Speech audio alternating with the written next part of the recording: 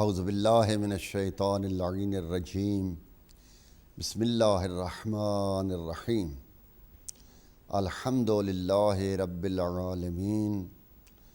والصلاة والسلام علی اشرف خلقہ وسید بریتہ العبد المعید والرسول المسدد المصطفى الامجد حبیب الہ العالمین ابوالقاسم محمد صلی اللہ علیہ وآلہ وسلم وعلی اہل بیتہ الطیبین الطاہرین المعصومین المنتجبین المنتخبین المظلومین المحرومین ولعنۃ الدائمۃ علی اعدائہم ملعونین اجمعین اما بعد بسم اللہ الرحمن الرحیم ان المبذرین کانوا اخوان الشیاطین۔ معزز ناظرین، اسلامی معاشرے کے عنوان سے آپ کی خدمت میں یہ جو پروگرام چل رہا ہے ہمارا ہفتہ وار، اس میں ہم اس بات کو جاننے کی کوشش کرتے ہیں کہ اس دین مبین اسلام نے جو کہ الہی دین ہے اور جو پروردگار عالم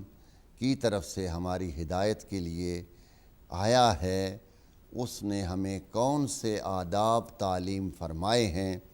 ایک سوسائٹی میں ایک صحیح انسان بن کر رہنے کے لیے کہ جس کا وجود دوسرے انسانوں کے لیے مفید بھی ہو اور کسی کے لیے وہ نقصان اور خطرے کا باعث بھی نہ ہو، اور اس کو زندگی گزارنے کے لیے کن اصولوں پر چلنا چاہیے۔ تو چنانچہ اس ضمن میں ہم مختلف ان چیزوں پر آپ خدمت میں بحث کرتے چلے آ رہے ہیں۔ تو آج جس عنوان سے ہماری گفتگو ہوگی وہ ایک ایسی چیز ہے کہ جس کا تعلق ہماری طبیعتوں سے ہے، اور ہم اپنی طبیعت کے لحاظ سے ان افعال کو انجام دیتے ہیں۔ بہت سارے ایسے کام ہیں کہ جن کے بارے میں ہم خود ہی فیصلہ کرتے ہیں کہ ہمیں یہ اچھا لگتا ہے اور یہ ایسا ہونا چاہیے۔ چنانچہ مسلمان ہونے کا مطلب یہ ہے کہ جب آپ اسلام قبول کر چکے ہیں تو پھر اب آپ کو یہ اپنی عقل سے فیصلہ نہیں کرنا ہے، اب آپ نے اسلامی احکام دیکھنے ہیں کہ کون سا حکم جو ہے کس عادت کے لیے، کس عمل کے لیے، پروردگار کی خوشنودی کیا ہے، پیغمبر صلی اللہ علیہ وسلم کیا چاہتے ہیں، ائمہ علیہ السلام نے کیا تعلیم فرمایا ہے۔ تو چنانچہ یہ دیکھنا ہوگا نہ کہ جس چیز کو ہم اچھا سمجھیں اس کو ہم اچھا سمجھتے رہیں اور جس چیز کو ہم برا سمجھیں ہم اس سے اجتناب کرتے رہیں۔ چنانچہ یہ جو آیہ مجیدہ میں نے آپ کی خدمت میں تلاوت کی ہے یہ ہے اسراف کے بارے میں، کہ اسراف جو ہے وہ ایک ایسی بری چیز ہے کہ جس سے اسلام نے ہمیں روکا ہے۔ اب اسراف کیا ہے؟ اس کی جو مختصر تعریف ہے وہ یہ ہوگی کہ بلا ضرورت خرچ کرنا۔ جس مال کو آپ جس طرف لے جا رہے ہیں، یعنی جس خاص کام میں آپ ایک اماؤنٹ لگا رہے ہیں، وہ عقلاء کے نزدیک جو ہے وہ اچھا فعل نہ ہو، وہ اسراف ہے۔ ایک چیز ہے سخاوت کرنا، یعنی انسان کا ہاتھ کھلا ہونا چاہیے، انسان کا دل بڑا ہونا چاہیے، اور اپنے مال کو وہ اس کے اوپر سانپ بن کر نہ بیٹھا ہو بلکہ اس مال کو خرچ کرے، اور سب سے پہلے وہ خرچ کرے اپنے اوپر، یعنی اپنے وجود پر خرچ کرے اور اپنی سٹیٹس کے لحاظ سے زندگی گزارے، اور جتنا اس کو اللہ نے مال دیا ہے اس کے لحاظ سے خود بھی اور پھر اپنے متعلقین جو ہیں ان کو اور اپنے رشتہ داروں کو اور اپنی فیملی جو کلوز ہیں سب سے پہلے، یعنی جو اس کے گھر میں رہنے والے افراد ہیں، چاہے اس کے ماں باپ بہن بھائی ہوں یا اس کی بیوی میاں اور بچے ہوں، تو سب سے پہلے تو آدمی یہ سٹیٹس صحیح کرے اور اپنی آمدنی کے لحاظ سے وہ جو حلال مال ہے اس کو ایک اچھی زندگی کے لیے صرف کرے، اور وہاں پر مال کو روکنا بھی اسلام نے منع کیا ہے۔ یعنی آپ اپنی لیونگ جو ہے وہ ایک سوسائٹی کے اندر اپنے امکانیات کے اندر جو بھی طریقہ رزق حلال ہے اس سے کما کر ایک اچھی زندگی گزاریے، لیکن فضول خرچی سے منع کیا ہے۔ تو یہ ہماری آج جو ہے بحث وہ اسراف پر ہے، وہ فضول خرچی پر ہے، یعنی جہاں پر ضرورت نہیں ہے وہاں پر پیسہ بہا دینا، اور جہاں پر مثلا 1 روپے کی ضرورت ہے وہاں پر 1000 روپے دے دینا، تو یہ نہ عقل مندی ہے، نہ یہ اچھا فعل ہے، نہ ہی اسلام اس کی اجازت دیتا ہے، نہ ہی یہ خدا اور رسول کو پسند ہے۔ تو چنانچہ جیسا کہ ہم ہر اپنے بیان میں مولا کائنات امیر المومنین علی ابن ابی طالب علیہ السلام سے یہ پوچھتے ہیں کہ اس ٹاپک پر آپ کیا ارشاد فرماتے ہیں، تو مولا کا یہ فرمان ہے، الا وان اعطاء المال فی غیر حق ہی تبذیر، جان لو کہ اپنے مال کو حق کے علاوہ، یعنی جتنا اس کے صرف کا حق ہے، جتنا اس کو استعمال ہونا چاہیے اس سے زیادہ استعمال فرماتے تبذیر ہے۔ وَإِسْرَافٌ، اور تبذیر کیا ہے؟ وہ اسراف ہے۔ وَهُوَ يَرْفَعُ صَاحِبَتَهُ فِي الدُّنْيَا وَيَضْعُهُ فِي الْآخِرَةِ، تو یہ چیز بعض اوقات دنیا میں تو کچھ لوگ اس کو شاید اچھا سمجھیں، مگر اس کا آخرت میں اس کو کوئی فائدہ نہیں ہوگا۔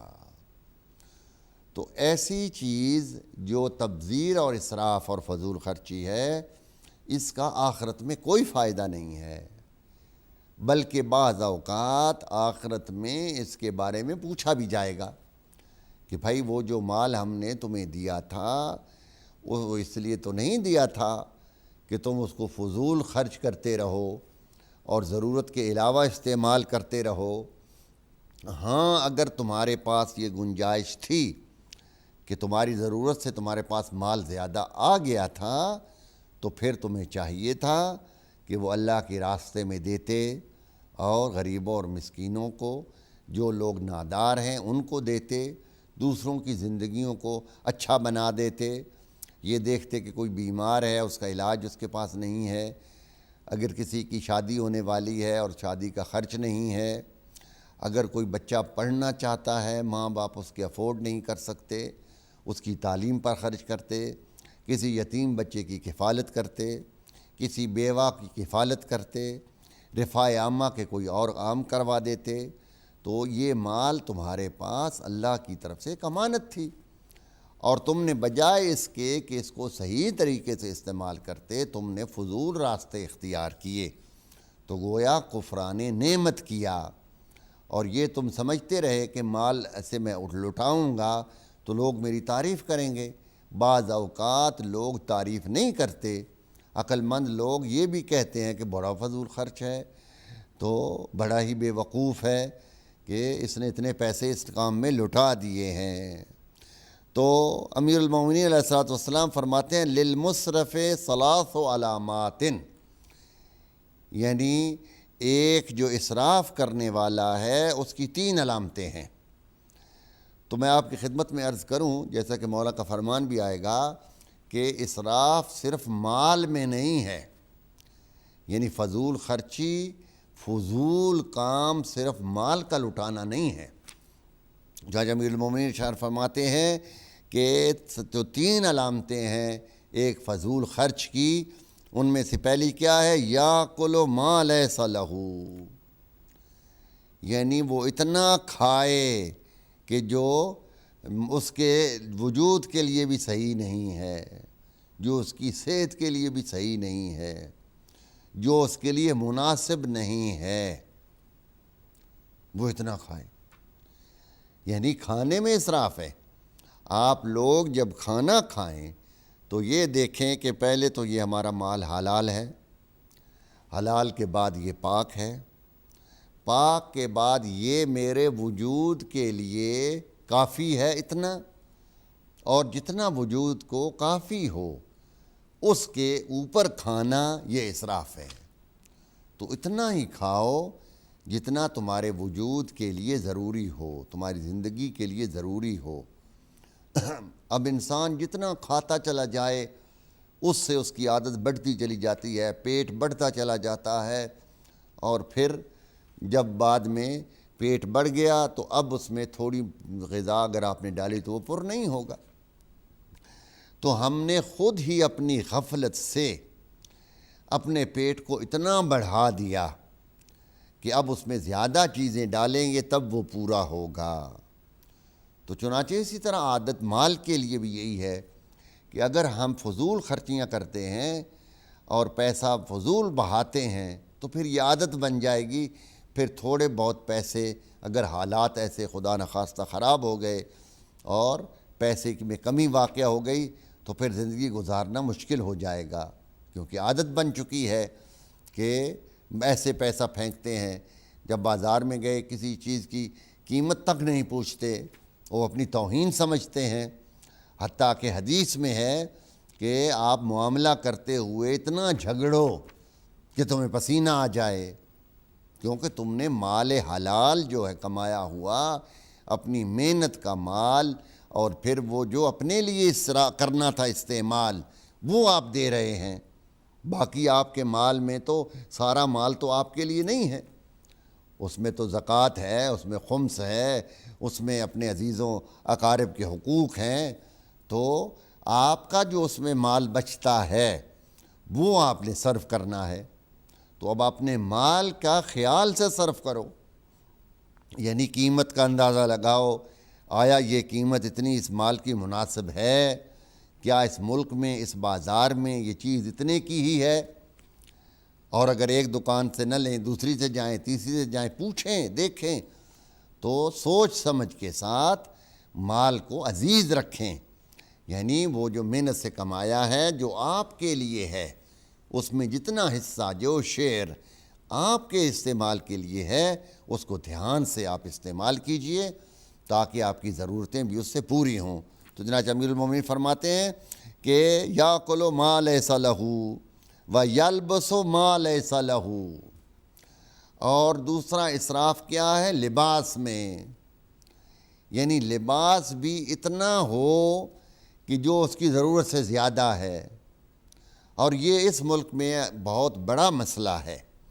برطانیہ کے اندر لباس کا مسئلہ بہت بڑا مسئلہ ہے۔ ہمارے ہاں پاکستان میں بھی آج کل تو خیر وہ زمانہ نہیں رہا جو ہمارے زمانے میں ہوتا تھا کہ ایک آدھ شلوار قمیض کچھ مہینوں کے بعد یا عید کے موقع پر بنتی تھی اور اس کا بڑا انتظار رہتا تھا، اور پھر جناب کپڑا لینے آپ گئے، پھر اس کو پسند کیا اور پھر وہ درزی کے پاس لائے، پھر اس کی منت سماجت کی اور اس کو ڈیزائن بتایا، اور پھر انتظار کر رہے ہیں کہ درزی کے ہاں سے کب آئے گا اور کب پہنیں گے۔ تو آج کل تو خیر پاکستان میں بھی دور نہیں رہا، مگر بالخصوص اس ملک میں الامان والحفیظ، یعنی یہاں تو یہ حالت ہے کہ ہر آدمی ڈیلی جب بھی بازار میں جاتا ہے، مثلا آج کل جو بڑے بڑے سپر سٹور بنے ہوئے ہیں تو ان کے اوپر آپ شاپنگ کے لیے گئے تو وہاں تو ہر چیز موجود ہے۔ کبھی ادھر نظر ڈالی تو کپڑوں کی سیل لگی ہوئی ہے، کبھی ادھر نظر ڈالی تو جوتوں کی سیل، ادھر برتنوں کی سیل۔ تو آپ لینے تو دودھ بریڈ گئے تھے اور ساتھ میں 2-4 پینٹیں اور جو ہے شرٹیں اور کوٹ بھی لے کر آ گئے۔ تو اب حالت یہ ہے کہ گھروں میں رکھنے کی جگہ نہیں ہے، تو پہنیں گے کب؟ تو یہ جو ہے یہ بھی اسراف ہے، یعنی بلا ضرورت کپڑے بنانا اور پھر بالخصوص محترمات ہماری جو لیڈیز ہیں ان میں تو جنون کی حد تک ہے، اور ان کی زیادہ گفتگو ہی کپڑوں پر ہوتی ہے کہ فلاں کا رنگ اور فلاں کا مٹیریل اور فلاں کی سلائی، تو وہ زیادہ تر یہی بحث کرتی رہتی ہیں۔ تو ایک سوٹ تو کیا، ایک تو تقریباً آج کل تو ڈیلی دوسرے تیسرے دن ایک بن رہا ہے۔ تو مولا فرماتے ہیں یہ بھی اسراف ہے، یعنی کپڑے بھی اتنے بناؤ کہ جتنے تمہاری ضرورت کے لیے ہیں اور ان کو استعمال کرو، باقی پیسہ جو ہے اگر تمہیں خدا نے دیا ہے تو ضائع نہ کرو۔ اور پھر یہ ہے کہ ایک سوٹ ایک دفعہ پہن لیا تو پھر میں تو پہلے گئی تھی ادھر تو یہ سوٹ تھا اور اب میں دوبارہ جاؤں تو یہ کیسے پہن کے جاؤں، نیا سوٹ ہونا چاہیے۔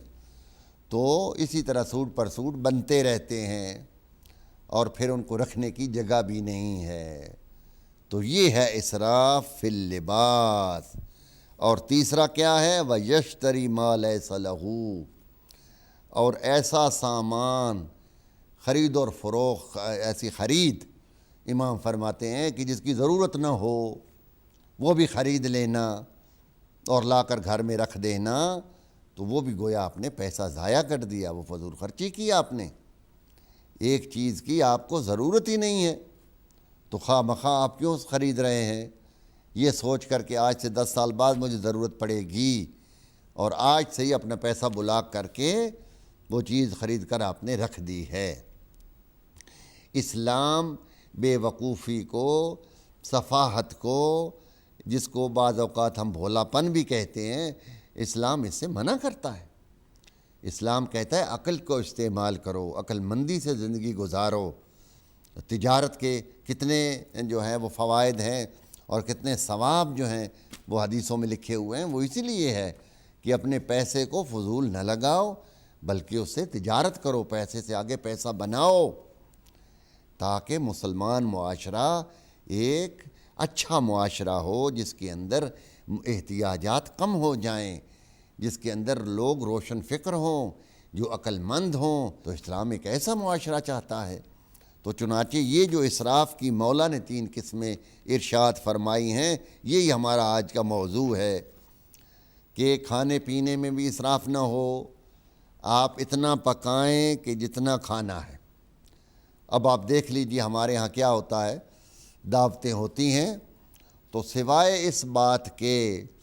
کہ آنے والے مہمان یہ کہیں کہ ان کے گھر دسترخوان پر یا ٹیبل پر جگہ ہی نہیں تھی اور کچھ رکھنے کی، تو اس میں ہماری عزت ہے۔ 3-4 قسم کے سالن بنے ہوئے ہوں، 2-3 قسم کے چاول بنے ہوئے ہوں، اور 2-3 قسم کی سویٹس بنی ہوئی ہوں، اور پھر آج کل تو وہ جو ہے سٹارٹر کا بھی رواج ہے، وہ بھی بنا ہوا۔ اب آدمی اس میں سے کھائے کیا اور پچائے کیا؟ تو اتنی چیزیں، اتنی ڈشیں فضول بنا دینا اور بعد میں وہ ضائع ہو جائیں گی، تو یہ بھی اسراف ہے۔ یعنی آپ مناسب کھانا پکائیے۔ ہاں اگر دعوت ہے، کوئی مہمان آ رہا ہے تو اس کی عزت افزائی ہونی چاہیے، اس کے لیے اچھا کھانا پکائیں اور مناسب مقدار میں پکائیں تاکہ کھانا کم نہ ہو، اور تھوڑا بہت اگر جو بچ گیا ہے وہ بعد میں استعمال ہو جائے۔ بعض گھروں میں تو یہ بھی دیکھنے کا اتفاق ہوا ہے کہ بھئی اگر ایک ٹائم کا کھانا ہے تو دوسرے ٹائم نہیں کھاتے، پھینک دیتے۔ تو کتنا بڑا گناہ ہے کہ خدا کے رزق کی قدر نہیں کی آپ نے۔ دنیا میں لوگ ایک ایک لقمے کے محتاج ہیں، اور آپ کو اگر خدا نے دیا ہے تو پھر اس قدر جو ہے اس کی رزق کی توہین کہ جی ہم تو ایک ٹائم کا کھاتے ہیں تازہ، دوسرے ٹائم کا تو ہم کھاتے ہی نہیں، اور اس کو پھینک دیا۔ تو چنانچہ کوئی بات نہیں ہے، کھانا تازہ ہی کھائیں آپ، پھر بنائیں اتنا کہ جو ایک وقت میں پورا ہو جائے، پھر دوسرے ٹائم پر دوسرا بنا لیں۔ بناتے ہوئے آپ نے خیال نہیں رکھا کہ بھائی ہم اتنا نہیں کھا سکیں گے، تو پھر اب اگر آپ نے بنا دیا ہے تو پھر اس کو استعمال کریں، دوسرے ٹائم پر بھی کھائیں۔ پاکستان، ہندوستان وغیرہ ممالک میں تو یہ بات چل سکتی ہے کہ اگر آپ نے زیادہ پکا لیا تو بہت سارے افراد ہیں لینے والے، محتاج ہیں، مسکین ہیں، وہ آپ کا کھانا لے لیں گے، مگر یہاں آپ کیا کس کو دیں گے؟ تو اس لیے یہ اسراف جو ہے اس سے بھی بچنا چاہیے کہ کھانا اتنا پکائیں کہ جو استعمال ہو جائے، اور اگر کوئی مہمان ہے، اگر کوئی دعوت ہے تو پھر بھی معقول حد تک پکائیے، یعنی مناسب چیزیں پکائیے۔ یہ صرف نام کے لیے نہ ہو کہ اتنے ڈونگے بھرے ہوئے تھے، دسترخوان پر جگہ نہیں رہ گئی تھی، انہوں نے تو ماشاءاللہ اتنا پکایا، بڑے سخی ہیں، بڑے دل والے ہیں، یہ نہیں آپ کہتے کہ بڑے بے وقوف ہیں اور بہت ہی فضول خرچ ہیں، اور جن کو کوئی خدا کا خوف نہیں ہے، جن کو غریبوں کا کوئی احساس نہیں ہے۔ تو چنانچہ کھانے کا یہی اسراف ہے۔ اچھا، پھر پلیٹ میں ڈالتے ہوئے بھی ہم لوگ غور نہیں کرتے، یعنی جب ہم پلیٹ میں ڈالتے ہیں اتنا ڈال لیتے ہیں کہ وہ کھایا نہیں جاتا اور پھر اس کو پھینک دیتے ہیں۔ تو چنانچہ آپ اگر پلیٹ میں نکال رہے ہیں تو بے صبری کا مظاہرہ نہ کریں، بلکہ اتنا نکالیں جتنا آپ کی طلب ہے، جتنا آپ کی باڈی کو ضرورت ہے، جتنی اس وقت آپ کی طبیعت ہے، اس سے کم لیں، تاکہ جب آپ کھا چکیں تو اس میں سے ضائع نہ ہو، اور اگر اور لینا پڑے تو آپ دوبارہ نکال لیں۔ یہ نہ سمجھیں کہ بھائی اب یہ میرے سامنے جو چیز آ گئی ہے میں تو ڈال لوں، چاہے کھاؤں یا نہ کھاؤں، تاکہ بعد میں اگر مجھے نہ ملے تو کیا ہوگا۔ تو یہ بھی اسراف ہے جو آپ نے فضول ڈال لیا۔ اب 8-10 آدمی بیٹھے ہیں کھانے کے لیے، اور اگر کوئی ڈش پڑی ہوئی ہے تو انصاف کیجئے، یعنی اس میں سے اتنا حصہ لیجئے کہ جو آپ کا شیئر بنتا اس سے بھی کم ہو، تاکہ اطمینان سے تمام افراد اپنے اپنے حصے کا اس میں سے کھانا نکال سکیں۔ تو کھانے میں بھی حریص نہ ہوں، اور فضول کھانا نہ ڈالیے اور نہ خراب کیجئے، اور نہ ہی اپنے جہنم پیٹ میں ڈالیے۔ زیادہ کھانے سے آپ کی طبیعت خراب ہوگی، آپ کی صحت خراب ہوگی، الٹا آپ کو نقصان ہوگا۔ تو کھانا تو اس لیے کھاتے ہیں تاکہ ہمارے وجود کو طاقت دے اور ہم زندہ رہ سکیں، ہمارے اندر قوت پیدا ہو، تاکہ جو ہم نے کام کرنے ہیں وہ ہم کر سکیں۔ کھانا تو اس لیے ہے۔ اور یہ کیا کھانا ہے کہ کھانے کے بعد آپ جو ہے وہ لیٹ جائیں، اس کے بعد مختلف قسم کی ہاضمے کی دوائیں کھا رہے ہیں، چورن وغیرہ منگوا رہے ہیں، اور ہائے ہائے کر رہے ہیں، اور پھر اس کا انجام کیا ہوگا؟ پیٹ خراب ہو جائے گا، اور اس کی وجہ سے آپ کی باڈی کی جو انرجی پہلے تھوڑی سی جمع تھی وہ بھی ضائع چلی جائے گی۔ تو یہ کون سی عقل مندی ہے؟ تو چنانچہ کھانے کا بھی اسراف اور لباس کا بھی اسراف ایسا ہی ہے۔ اتنے کپڑے آپ لیں، اتنے جوتے آپ لیں کہ جو آپ پہن سکتے ہوں، جو آپ کو ضرورت ہو۔ ہاں، آج کل پیسے کی فراوانی ہے، اور جو ہے وہ پہلے کا زمانہ نہیں ہے جیسا پہلے میں نے عرض کیا تھا، تو کوئی بات نہیں ہے، گرم کپڑے لے رہے ہیں تو 2 جوڑے لے لیں، 3 لے لیں۔ اگر کوئی جیکٹ لے رہے ہیں، سویٹر لے رہے ہیں، ایک رنگ دوسرا بھی رنگ لے لیں، مگر یہ نہ ہو کہ آپ سویٹر لینے گئے تو 12-15 سویٹر لیے ہوئے ہیں، 15-20 جیکٹیں لی ہوئی ہیں، 20-25 جو ہے وہ پینٹیں لی ہوئی ہیں، تو یہ کب پہنیں گے آپ؟ تو کم از کم یہ خیال کریں کہ بھائی میں اتنا پہن سکتا ہوں، اتنی میری ضرورت ہے۔ چلو ایک آدھ اس سے آپ نے زیادہ لے لی، مثلا آج کسی اور کلر کا کپڑا پسند ہے پہننے کے لیے تو دوسرا کلر آپ کے پاس موجود ہو، مگر یہ نہ ہو کہ کئی سال ایک لباس جو آپ نے پہنا دوسرے جو لیا ہوا اس کی باری ہی نہ آئے۔ جیسا کہ وہ برونائی کے کنگ کے بارے میں مشہور ہے کہ اس کے پاس دولت بہت ہے اور اتفاق سے مسلمان بھی ہے، اور یہ دولت اس کے باپ کی تو نہیں ہے، یعنی اس کے جزیرے میں جو آئل ہے یا جو معدنیات ہیں وہ سب مسلمانوں کی ہیں۔ تو آج کل کی جو حکومتیں ہیں جو ان پر قابض ہو جاتی ہیں اور اس کو اپنے باپ کا مال سمجھتے ہیں، تو چنانچہ وہ زیادہ مالدار ہے، تو اس کے بارے میں یہ ہے کہ دنیا کی جتنی بھی اچھی اچھی کاریں بنانے والی کمپنیاں ہیں ان کو آرڈر دیا ہوا ہوتا ہے اس نے ہر سال ایک گاڑی بنانے کا، جو پورا سال اس کے آرڈر کے مطابق گاڑی بنتی رہتی ہے۔ ہر سال ہر اعلیٰ کار جو ہے، جاپان کی ہو، برطانیہ کی ہو، فرانس کی ہو، امریکہ کی ہو، تو جتنی بھی بڑی بڑی گاڑیاں ہیں وہ آرڈر ہوتے ہیں اس کے کہ اس سال اس میں یہ چینج ہو، اس سال اس میں یہ چینج ہو، تو اس کے سائزز اور اس کے کلر اور دوسری فیسلٹیز، تو سال میں وہ ایک دفعہ وہ گاڑی ہر سال پہنچتی ہے، اور وہ بادشاہ سلامت جو ہیں وہ صرف ایک مرتبہ اس میں بیٹھتا ہے،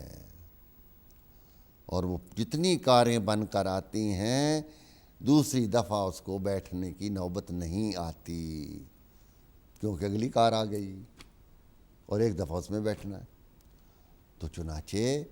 یہ چیزیں، یہ فضول خرچی ہے، یہ گناہ ہے، یعنی بلا ضرورت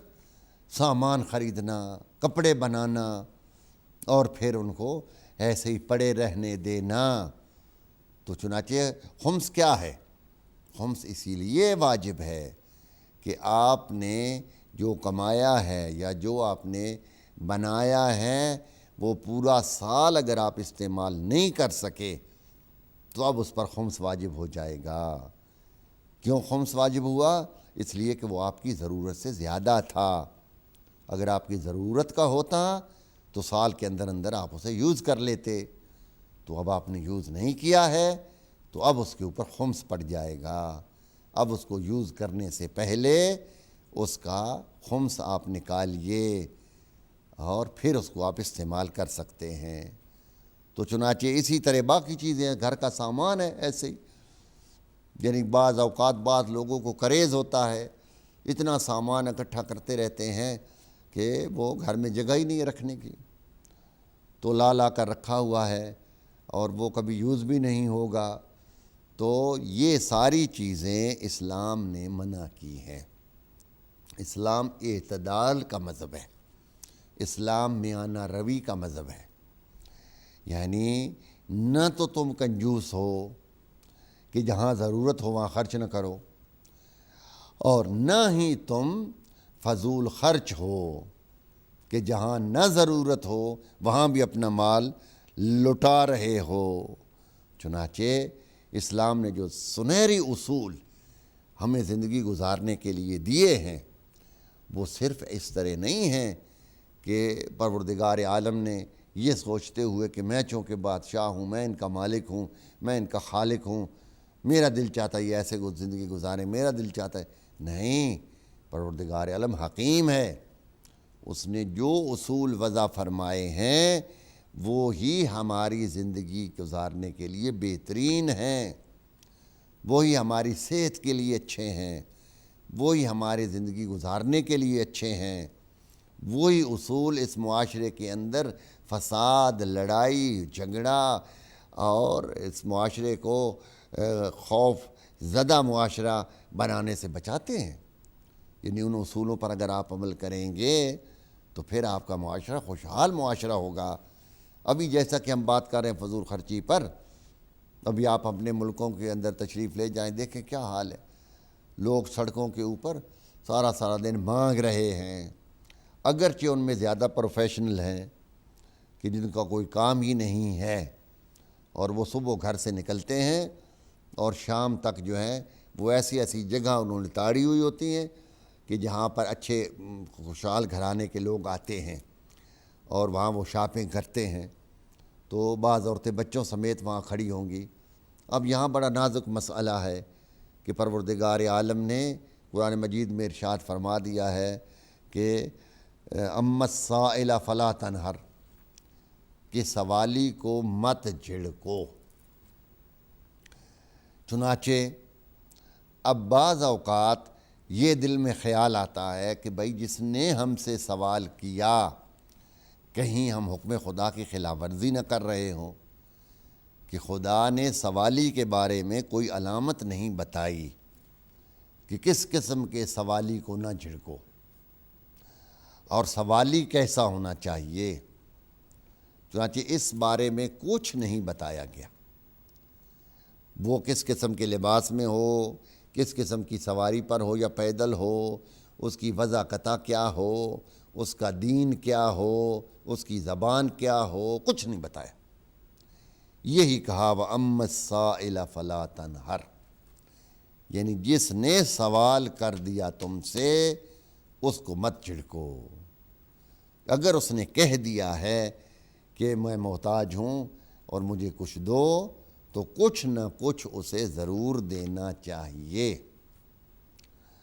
اب یہاں پر ضرورت ہے اس بات کی کہ اس مسئلے کو صحیح طور پر سمجھا جائے۔ اب دوسرے پہلو پر اگر آپ غور فرماتے ہیں کہ ہم اگر ہر سوالی کو، جنہوں نے پروفیشنل کام شروع کیا ہوا ہے اور جن کا کوئی اور کام نہیں ہے سوائے مانگنے کے، اور وہ اچھی بھلی انکم بنا رہے ہیں اور معاشرے کی ایک لعنت ہیں اور ایک بہت بڑا بوجھ ہیں، اور باہر کا کوئی آدمی اگر آپ کے ملک میں جاتا ہے اور یہ حالات دیکھتا ہے تو اس کو آپ کے ملک کے اوپر کتنا ترس آئے گا، کتنا وہ سوچے گا کہ کس قدر یہ غریب لوگ ہیں، کس قدر جاہل لوگ ہیں، اور باقی جو دولت مند ہیں وہ کتنے ظالم ہیں کہ وہ دولتیں جمع کر رہے ہیں اور یہ لوگ بیچارے سڑکوں پر آ گئے ہیں۔ اب کیا کیا جائے؟ ہر سوالی کو دے دیں تو یہ کاروبار اور ترقی کرتا چلے جائے گا، اسی طرح اور لوگ نکل کر سڑکوں پر آنا شروع ہو جائیں گے۔ یقین مانیے کہ یہ جو سڑکوں پر سوال کرنے والے ہوتے ہیں یہ مزدوروں کی مزدوری سے زیادہ دن میں کما لیتے ہیں۔ اب اگر اس کی عادت پڑ گئی تو وہ کہے گا کہ یہ تو بہت اچھا کاروبار ہے، نہ محنت کرنی ہے، نہ کوئی ذمہ داری ہے، صرف ہاتھ پھیلانا ہے۔ اگرچہ اس کو یہ نہیں پتہ کہ یہ ہاتھ نہیں پھیلا رہا بلکہ وہ اپنی آبرو کسی کے قدموں پر رکھ رہا ہے۔ امام فرماتے ہیں، امام حسین علیہ السلام کا قول ہے، حضرت فرماتے ہیں کہ جب کوئی شخص تم سے سوال کرتا ہے تو وہ گویا اپنی آبرو تمہیں بیچ رہا ہے۔ کس قدر بری بات ہے سوال کرنا، کس قدر انسان کی توہین ہے کہ جو اپنے جیسے انسان کے آگے ہاتھ دراز کر دے سوال کے لیے اور اپنی آبرو ریزی کر لے۔ انسان کے پاس سب سے قیمتی خزانہ جو ہے وہ اس کی عزت اور آبرو ہے۔ دوسروں کو اس کی آبرو ختم کرنا یا دوسروں کو اس کی بے عزتی کرنے کا تو حق ہی نہیں ہے، حتیٰ کہ انسان کو خود یہ حق حاصل نہیں ہے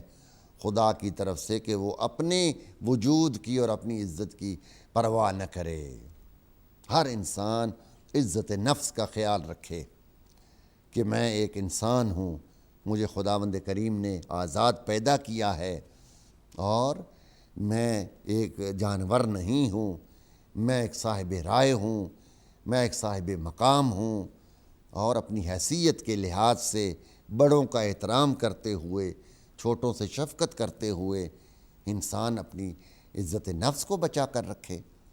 نہ کہ وہ سوال کے ذریعے، بھیک مانگنے کے ذریعے لوگوں کے سامنے ہاتھ پھیلائے۔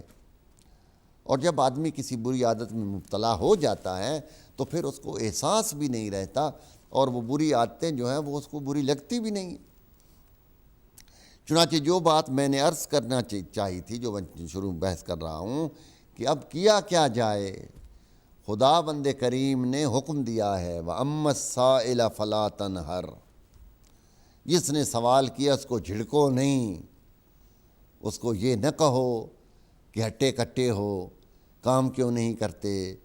یہ کیوں نہیں کرتے، وہ کیوں نہیں کرتے، مت جھڑکو۔ یعنی اگر وہ اپنی بے عزتی کر رہا ہے تو تم پھر بھی اس کی عزت کرو، تم اس کی پھر بھی حفاظت کرو اس کی عزت و آبرو کی، اور کچھ نہ کچھ اس کے ہاتھ میں دے دو۔ یعنی یہ ہے حکم کہ جس نے سوال کیا ہے کچھ نہ کچھ اس کے ہاتھ میں دے دو۔ اب وہ ہاتھ میں دیں کیا، یہ اب آپ کے اختیار میں ہے۔ اب آپ خود فیصلہ کریں اور سوچیں۔ اگر آپ نے جیسے وہ بھیک مانگ رہا ہے اسی طرح پیسے دینے شروع کر دیے تو اس کا نتیجہ کیا ہوگا؟ اس کی عادت پکی بن جائے گی اور وہ کبھی بھی اس کو نہیں چھوڑے گا، اور دوسرے افراد جو ہیں وہ بھی اس کے ساتھ دیکھا دیکھی اپنی فیملی کو تو وہ لائے گا ہی لائے گا۔ یعنی جو خواتین اور مرد آپ دیکھتے ہیں چھوٹے چھوٹے بچوں کو لے کر، اب وہ بیچارے معصوم، انہوں نے تو وہی کرنا ہے جو ماں باپ کر رہے ہیں۔ یہاں تک کہ بعض جگہوں سے یہ اطلاعات بھی ملتی ہیں کہ بچے پیدا ہوتے ہیں تو ماں باپ چھوٹی عمر میں ہی ان کو معذور کر دیتے ہیں۔ استغفر اللہ ربی واتوب الیہ، ان کے ہاتھ مروڑ دیتے ہیں، ان کے پاؤں مروڑ دیتے ہیں تاکہ یہ کمائی کا ایک ذریعہ رہے۔ تو چنانچہ اب کیا کیا جائے اس ضمن میں؟ تو آپ یہ دیکھیے کہ مناسب حال کیا ہے۔ یعنی اگر کوئی شخص آتا ہے کہ میں بھوکا ہوں تو اسے کہیے آؤ میں تمہیں کھانا کھلا دیتا ہوں۔ اس کو کسی کھانے والی جگہ پر لے جائے، اس کے ہاتھ میں پیسہ نہ دیں اور ہوٹل والے کو کہیں کہ اس کو کھانا دو اور یہ پیسے لو۔ کوئی شخص یہ کہتا ہے کہ میں نے سفر کرنا ہے، مجبور ہوں، میرے پاس ٹکٹ نہیں ہے، اس کو گاڑی پر بٹھائیں اور ڈرائیور کو پیسے دیں کہ اس کو لے جاؤ اور یہ اس کی اجرت ہے سفر کی، اس کے ہاتھ میں پیسے نہ دیں۔ اگر کوئی کہتا ہے میرے پاس دوا نہیں ہے، میں بیمار ہوں، عموماً یہی بہانے ہوتے ہیں، تو چلو میں تمہیں دوا لے دیتا ہوں، کہاں ہے تمہارا نسخہ، کس ڈاکٹر نے لکھا ہے، تو اس کو لے جائیے اور اس کو دوا کے پیسے ان کو دے کے دوا لے دیجئے۔ یعنی یہ طریقہ ہے کہ جس سے ہم خدا کے حکم جو ہے اس کی خلاف ورزی بھی نہ کریں اور معاشرے کے اندر یہ جو برائی ہے اس کو بھی روکیں، اور اس پر بھی جو ہے ہم اپنا ذہن لگائیں کہ کیسے رک سکتی ہے۔ حج اور زیارات کے سفروں میں بھی بعض اوقات جو افراد جاتے ہیں، انہوں نے بعض اوقات دیکھا ہوگا، اور جو نہیں گئے یا نہیں اتفاق ہوا دیکھنے کا، تو وہ بھی میں آپ کو خبردار کر دوں کہ بہت سارے لوگ جو اس کام پر لگے ہوتے ہیں اور ان کا مقصد یہ ہوتا ہے کہ یہ جو زائر آئے ہیں زیارت پر یا جو حج پر آئے ہیں مکہ اور مدینہ میں یا عمرے پر، ان کے دل اس وقت بہت نرم ہوں گے، اور اوپر سے انہوں نے وہ حدیثیں پڑھی ہوئی ہیں اور ائمہ علیہ السلام کے فرامین کہ حج اور زیارات پر جب جا رہے ہو تو صدقہ دو، جی مدینے میں اتنا صدقہ دو، مکے میں اتنا دو، کربلا میں اتنا دو، تو وہ پیسے تو وہ پہلے ہی پڑے ہوئے ہیں، تو اب کسی نے سوال کیا وہ اٹھا کر دے دیے۔ تو وہاں پر بہت سارے پروفیشنل لوگ گئے ہوئے ہوتے ہیں جو ہر سال حج پر جاتے ہیں اور زیارات کے مخصوص ایام میں کربلا اور نجف میں جاتے ہیں، اور ان کا مقصد صرف یہی ہوتا ہے کہ لوگوں کی جیبیں کاٹنا، لوگوں سے آگے جو ہے وہ بہانے بنا بنا کر ان سے پیسے مانگنا۔ ہمارے ساتھ بہت اتفاق ہوتے ہیں۔ تو چنانچہ اس کا حل کیا ہے؟ بھائی تمہیں کیا ضرورت ہے، کیوں پریشان ہو، تمہاری ضرورت پوری کر دیتے ہیں۔ کئی دفعہ کہتے ہیں جی ہمارے پاسپورٹ گم ہو گئے، ہماری ٹکٹیں گم ہو گئیں، ہماری جیب کٹ گئی، تو بھائی پاکستانی کونسلیٹ حج مشن ہے، وہاں چلو، اس کا ریکارڈ دیکھو۔ حج کئی دفعہ تو وہ حج پر آئے ہوئے نہیں ہیں، وہ وہاں پر مزدوری کرنے والے ہیں، یہ عمرے پر ویزے پر آئے اور وہیں ٹک گئے۔ آدھا کام تو آپ کا یہی ہو جائے گا کہ بھائی وہ حج مشن سے پتہ کرتے ہیں کہ آیا تم اس میں، تم حج میں آئے بھی ہو کہ نہیں، تمہارا کیا پاسپورٹ نمبر ہے، کیا نام ہے، کہاں گم ہوا۔ تو زیادہ سے زیادہ یہ تمہاری مدد کرتے ہیں، اگر بھوک لگی ہوئی تو آؤ تمہیں کھانا کھلا دیتے ہیں جی، یا حج مشن سے رابطہ کر کے، تو اگر صحیح تمہارا کیس ہے اور حج پر واقعی آئے ہوئے ہو تو تمہیں جتنی چیزوں کی ضرورت ہوگی اگر افورڈ کر سکیں تو اتنا کر دیں اس کو، اگر وہ صحیح مستحق ہے۔ اب کئی دفعہ یہ بھی ہوتا ہے کہ بعض لوگ تو اس قدر غصے میں آ جاتے ہیں اور وہ کسی مستحق کی بات بھی نہیں سنتے. بھائی جو سوال کر رہا ہے پہلے دیکھ لو، ہو سکتا ہے وہ غریب جو ہے وہ صحیح کہہ رہا ہو، تو اس کے لیے طریقے ہیں جس سے آپ معلوم کر سکتے ہیں. اور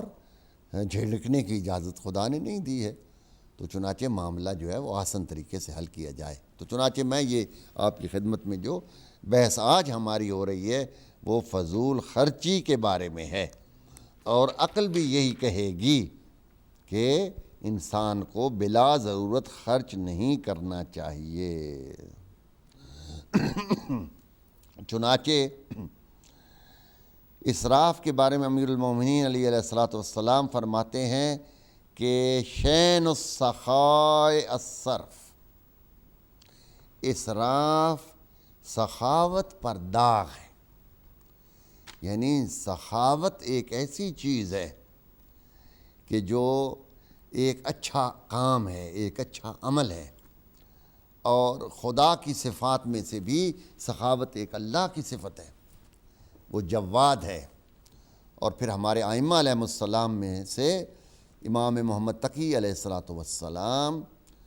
آپ کا لقب بھی جواد ہے. جواد کا مطلب ہے سخی. اور سخی کیا ہے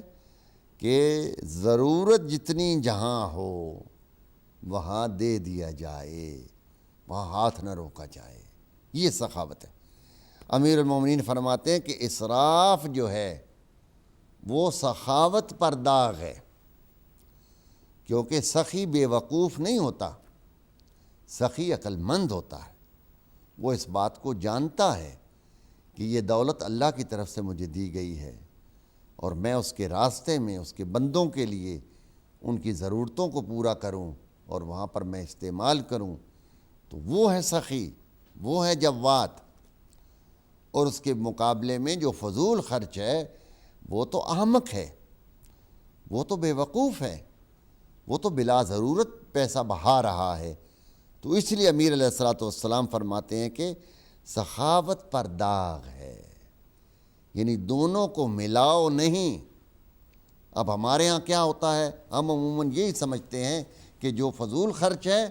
ہم اس کو بہت بڑا سخی سمجھتے ہیں، اور اس کے بارے میں کہتے ہیں جی ماشاء اللہ کتنا بڑا سخی ہے، کتنے پیسے بہا دیتا ہے، فلاں جگہ پر اتنے پیسے دیے. پھر پیسے دینے کے لیے بھی سوچو کہ میں کس مقصد کے لیے پیسے دے رہا ہوں. یعنی ہماری قوم کو اتنا بے وقوف نہیں ہونا چاہیے کہ جو آج کے اس دور میں بھی یہ نہ سمجھ سکے کہ ہمارے مذہب کا صحیح کام کیا ہے اور ہمارے مذہب کو نقصان پہنچانے والا کام کیا ہے. اہل بیت کے نام کو لے کر ہی بعض لوگ آپ کے ہاں آئیں گے جو مذہب اہل بیت کی جڑیں کاٹ رہے ہیں، جو مذہب اہل بیت کے اصولوں کے خلاف تبلیغ کر رہے ہیں، جو عقائد کو خراب کرنا چاہتے ہیں، جو علماء سے آپ کو دور کرنا چاہتے ہیں، جو تقلید کے اور مراجع کے خلاف ہیں. تو ایسے بھی بہت سارے لوگ آئیں گے، وہ آپ کے سامنے وہ ائمہ کے نام لیں گے، وہ اہل بیت کے نام لیں گے، ان پر صدقے قربان ہو رہے ہوں گے. مگر ہوشیار رہنا چاہیے، آیا یہ سمت جو ہے اس شخص کی یہ صحیح ہے، یہ اسی راستے پر چل رہا ہے کہ جو راستہ ہمیں ائمہ علیہم الصلوۃ والسلام نے بتایا تھا، یا یہ ہمیں کسی اور راستے پر لے جا رہا ہے،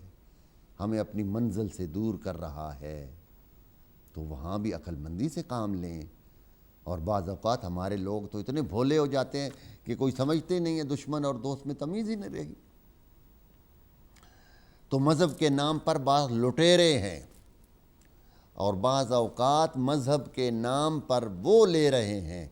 جو آپ کے مذہب کے خلاف کام کر رہے ہیں، جو آپ کے دین کو خرید رہے ہیں. تو کم از کم اتنا عقل مند تو ہمیں ہونا چاہیے کہ وہ دین، وہ مذہب اہل بیت جو اتنی مشکلوں سے ہم تک پہنچا ہے، ائمہ علیہم الصلوۃ والسلام کی زندگیوں پر آپ توجہ فرمائیں کہ کس قدر سختیوں میں انہوں نے زندگیاں گزاری اور یہ دین ہم تک کس مشکل سے پہنچا۔ بنی امیہ کا دور، بنی عباس کا دور، اور اس میں پھر ہمارے کچھ آخری ائمہ جو ہیں وہ تو ہاؤس اریسٹ رہتے ہیں، اور پھر بھی یہ دین بچنا،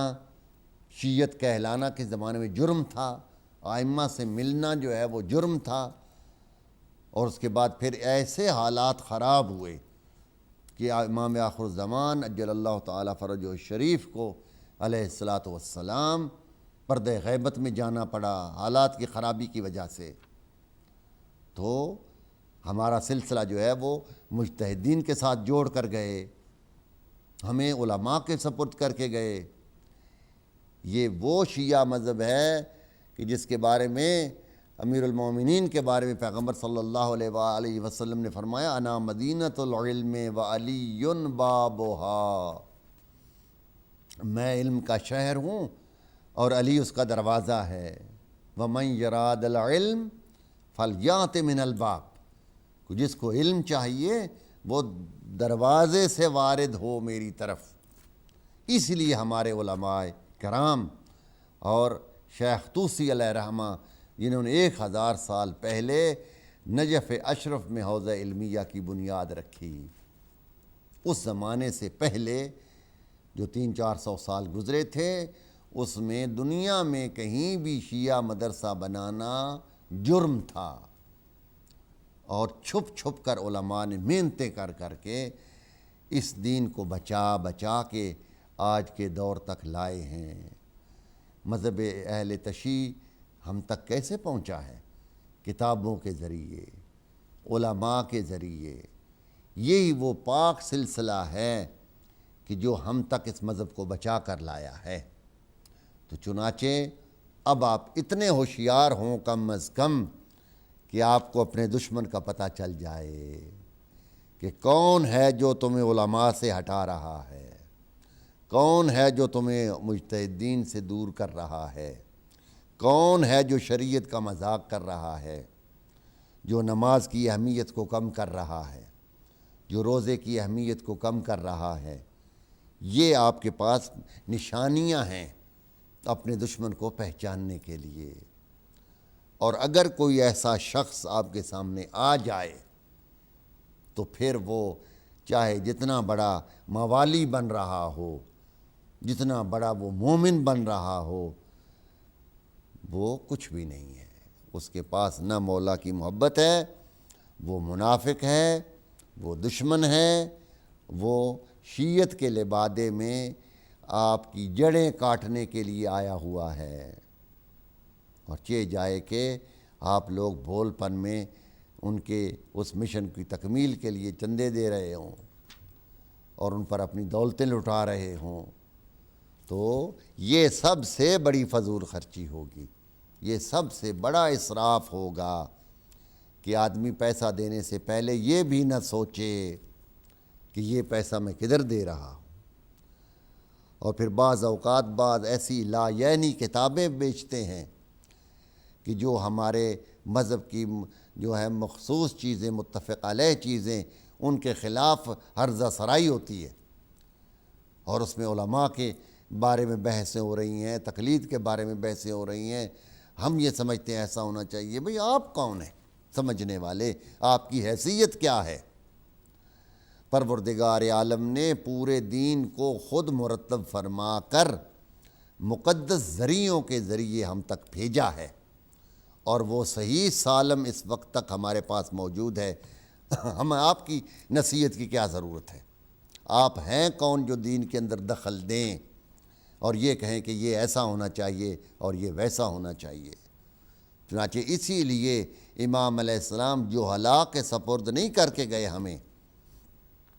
وہ ایسے شخص کے سپرد کر کے گئے ہیں جو ہر دور میں، ہر زمانے میں سب سے بڑے عالم ہوں، سب سے زیادہ پڑھے لکھے ہوں، سب سے زیادہ دین کو سمجھنے والے ہوں،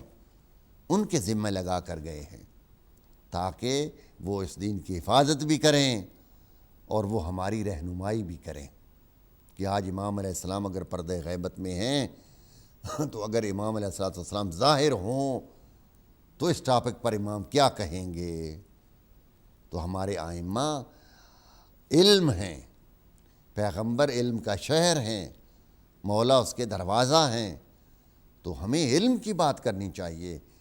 ہمیں علماء کی طرف مڑنا چاہیے، ہمیں علماء سے مدد لینی چاہیے۔ بہت سارے اس وقت دنیا میں شیعہ مسائل ہیں، آج پوری دنیا نے آپ کو چاروں طرف سے گھیرا تنگ کر دیا ہے، اور ایک ہی ٹارگٹ ہے، اور وہ ہے مذہب اہل بیت، کہ کسی نہ کسی ذریعے اس مذہب کی جڑوں کو اکھیڑا جائے، اور یہ مذہب کیا رہ جائے؟ ان کا مقصد یہ ہے کہ یہ علم سے دور ہو جائیں، یہ تہذیب سے دور ہو جائیں، یہ عقل والی باتوں سے دور ہو جائیں، تاکہ دنیا میں یہ ایک تماشا ہی نظر آتے رہیں، اور جو ہے وہ باقی جو ہے وہ کچھ ان کو نظر نہ آئے۔ تو چنانچہ ہمیں اس بات پر غور کرنا چاہیے کہ مذہب اہل بیت اور دین اسلام کون سی باتیں ہمیں سکھا رہا ہے، اور ہمارا دشمن کون ہے، اس کو ہم پہچانیں اور اپنے مذہب کی، اپنے دین کی حفاظت کریں۔ امام حسین علیہ الصلوۃ والسلام نے جو قربانی دی ہے کربلا میں، وہ صرف اس لیے نہیں دی کہ ہمیں ماتم کروانا تھا امام علیہ السلام نے، یا ہمیں رلانا تھا امام علیہ السلام نے، نہیں، امام علیہ السلام نے یہ قربانی دے کر ثابت کیا کہ دین کو بچانا ہے ہر حال میں، اور اس کے لیے چاہے حسین بھی شہید ہو جائیں، چاہے علی اکبر شہید ہو جائیں، دین کو بچانا ہے۔ آج اس دین کو ہم نے اس قدر مظلوم کر دیا ہے، چاروں طرف سے حملے ہو رہے ہیں۔ آپ دیکھ لیجئے، اپنے ملک کو لے لیں، پاکستان میں شیعہ ٹارگٹ کلنگ ہو رہی ہے، کوئٹہ میں کیا کچھ نہیں ہوا، گلگت بلتستان میں کیا کچھ نہیں ہوا، اس کے بعد بحرین میں دیکھیے کیا ہو رہا ہے، سیریا میں شیعہ ٹارگٹ کلنگ ہو رہی ہے، اور وہاں پر ہمارے مقدس مقامات بھی اس وقت جو ہیں خطرے میں ہیں۔ جناب حجر ابن ادئی جو صحابی پیغمبر تھے صلی اللہ علیہ وآلہ وسلم، ان کی قبر مبارک پر کیا گستاخی انہوں نے نہیں کی۔